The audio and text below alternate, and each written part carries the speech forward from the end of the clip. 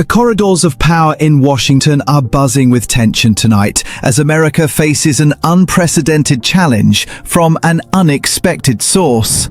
What began as routine immigration policy has escalated into a full-blown diplomatic crisis that could reshape global trade relationships for decades to come. At the center of this unfolding drama stands Nigeria, Africa's most populous nation and economic powerhouse, delivering a message that has sent shockwaves through Silicon Valley boardrooms and Pentagon strategy rooms alike. The message is crystal clear: restrict our citizens' freedom of movement, and we will restrict your access to the critical minerals that power your modern civilization.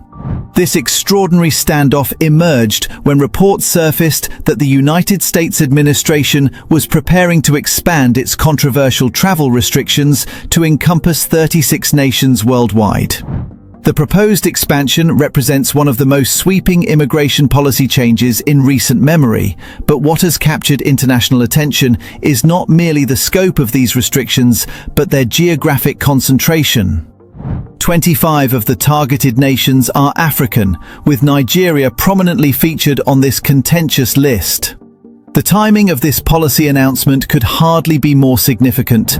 Nigeria, home to over 220 million people, has been steadily asserting itself as a major player on the global stage.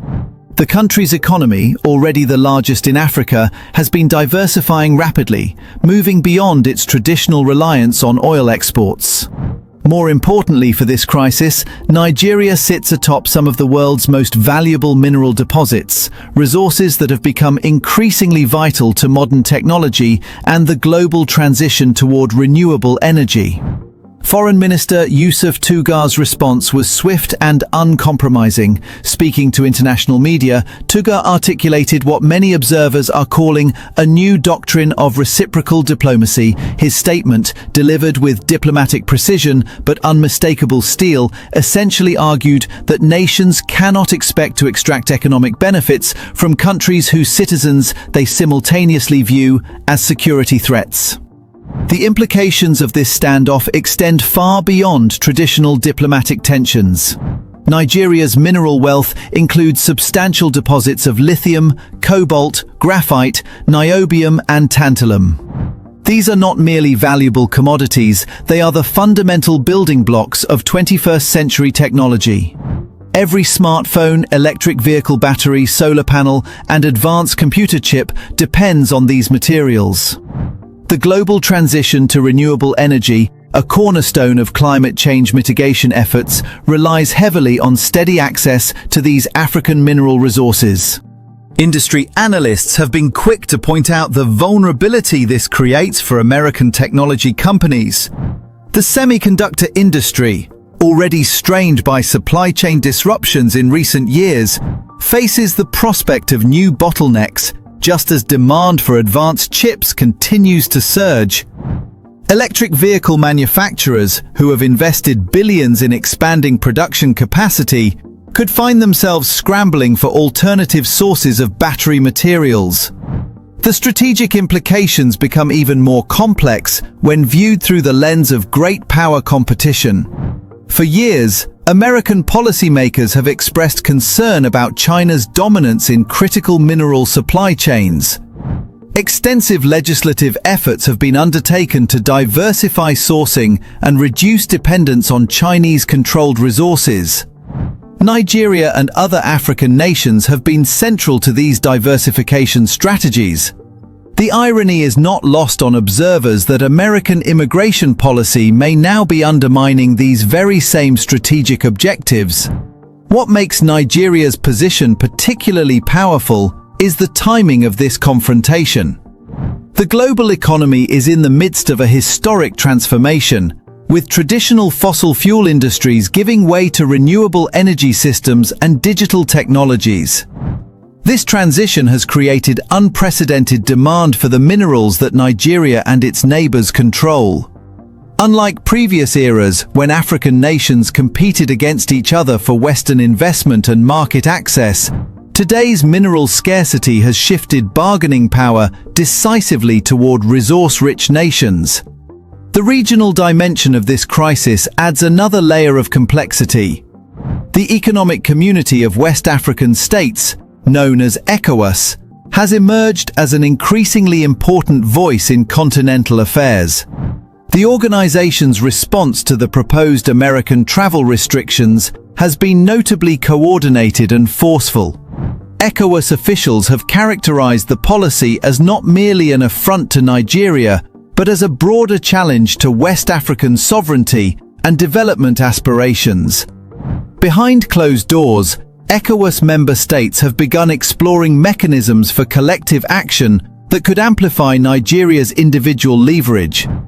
The concept of coordinated mineral export policies, similar to OPEC's approach to oil markets, has gained traction in regional capitals.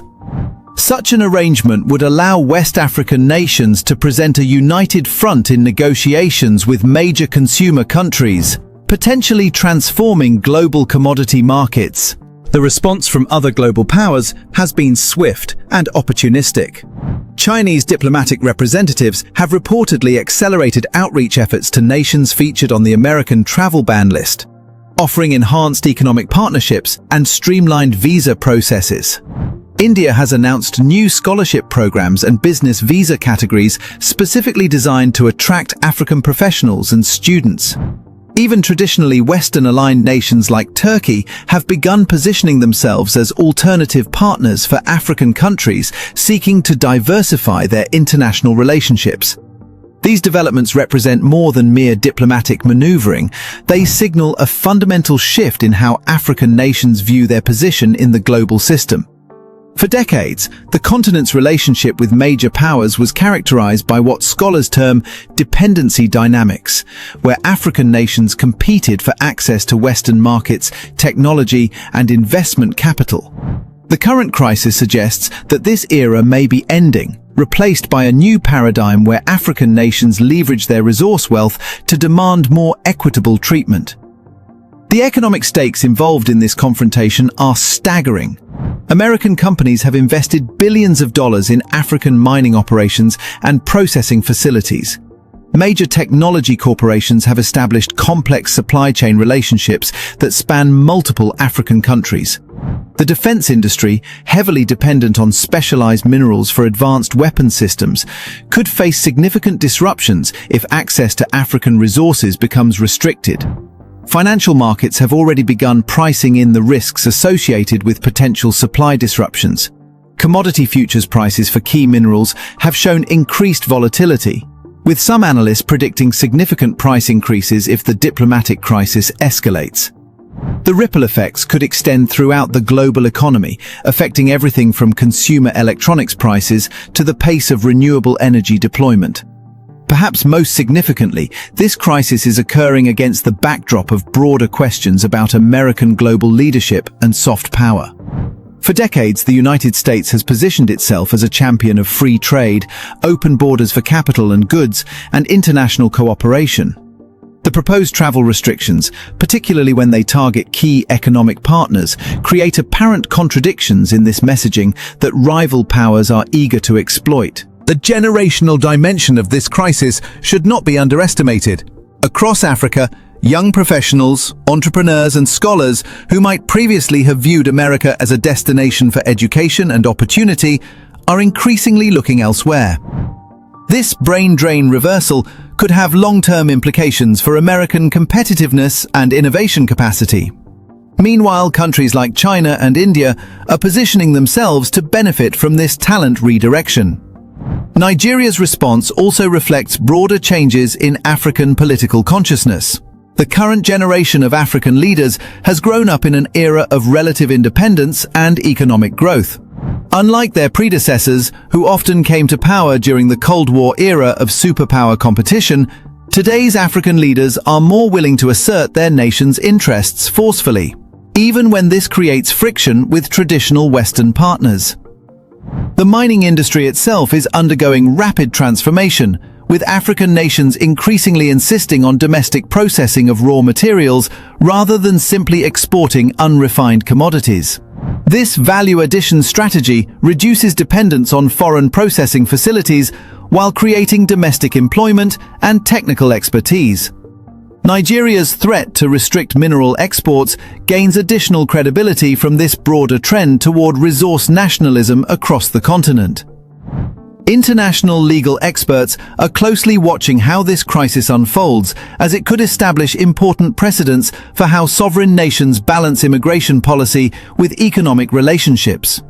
The principle of reciprocity in international relations, while well established in diplomatic theory, is rarely applied as directly as Nigeria is currently demonstrating.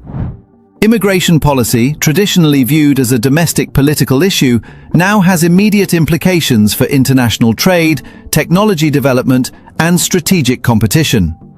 This interconnectedness creates new vulnerabilities for major powers, while simultaneously providing smaller nations with unexpected leverage. As this confrontation continues to evolve, the fundamental question remains whether American policymakers will recognize the changed dynamics of international power relationships. The era when major powers could implement policies affecting African nations without expecting significant consequences appears to be ending. Nigeria's bold stance may well be remembered as a pivotal moment when Africa began asserting itself as an equal partner rather than a junior participant in global affairs. The ultimate resolution of this crisis will likely depend on whether both sides can find face-saving compromises that address their core concerns. For Nigeria and its African allies, the principle at stake is respect and reciprocity in international relationships. For the United States, the challenge is balancing domestic political pressures around immigration with the strategic imperative of maintaining access to critical resources and partnerships. What remains clear is that the old playbook of great power diplomacy may no longer be sufficient for navigating an increasingly multipolar world where resource-rich nations are willing and able to assert their interests with unprecedented boldness.